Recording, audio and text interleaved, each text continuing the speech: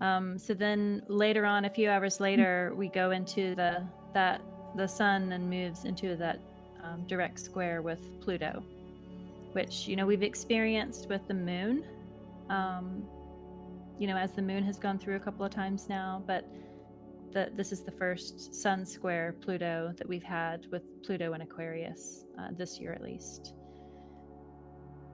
So who wants to tackle this one? This would have been the big one that we would have talked about had the Uranus-Jupiter conjunction not happened earlier that same day. So again, I feel like this day will be astrology good. Squares are of the nature of Mars, so it's something to be overcome. And, with any of the fixed signs, especially Scorpio and Taurus, you're going to have that square. The Leo suns, are having that Pluto opposition. But what thoughts do you got on the Pluto square? I think it's hard to separate it from like the Uranus Jupiter conjunction just because of the same day. And it's like applying as the sun is reaching that second degree leading up to it. But yeah, I feel like it emphasizes that again. And then it's also like bringing the sun in is bringing in the emphasis of choice and purpose and acting deliberately. And then Pluto with mixing with that is like adding a real depth to it. So like really getting clear on like what is the intention, I guess, and like a really like deep seated intention as far as that playing into the Jupiter Uranus conjunction. It's kind of that's how I'm seeing it. Excuse me, I just wanted to say it feels like the Pluto Sun square is a little bit of like a bass drum, and the Jupiter Uranus is like the cymbals, It's like that holding phase with the Pluto square.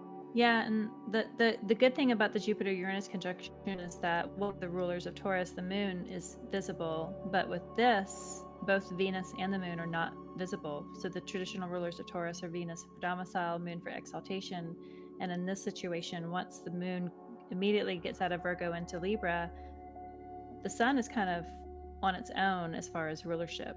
And so it feels harder just for that, like just to kind of be on your own and have to kind of mature up and deal with whatever thing to be overcome from this Pluto square, because this is going to happen like 19 other times like through the cycle. So it's not a one and done thing. It could just be something that is like you're going to have to deal with head on. And squares with fixed signs always feel harder because fixed is about sustaining light. So they're, fixed signs are proud of holding things in a continuum, and when they have to be redirected, it can be a little more a little less graceful, and it can be a little messier sometimes. So finding grace in this moment might be key.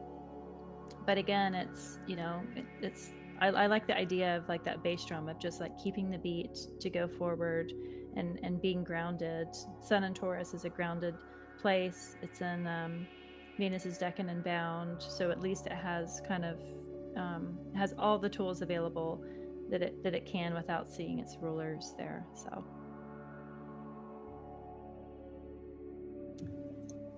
yeah, and going back to the decan story, we've got the two tarot cards, both fives. We've got the Five of Swords for Pluto and the Five of Pentacles for the Sun. So that's indicating conflict here over resources and the truth and clarity, issues like that the decan story is bringing in. So again, that comes back to the questions where these decans are looking at those issues of conflict, and it probably is likely to be internal questions that it's bringing up for you. But where does your pull for personal power come from, and where do you shine your brightest light? Does it scare you to shine your brightest light, and why would it scare you? do you make yourself smaller, and for what reasons? So if you were to embrace your greatest power and shine your brightest light, how does that look? And to really, squares are of the nature of Mars, so it can mean cutting away things, but also stepping into our courage. So if you were to re-examine, okay, what would it look like if I was in my personal power and shining my brightest light? How could that look? And what would I cut away? I mean, it's again that mask and being authentic, and these questions coming up for us with these big transits. But it feels like an evolving story throughout April, that we're being challenged again and again to look at these things. And challenges fortify things, but I know at least the Five of Coins is called the Lord of Worry. So it's not an easy card. The image is two characters that are kind of wounded on crutches and bandaged outside in the snow of a building, looks like a church.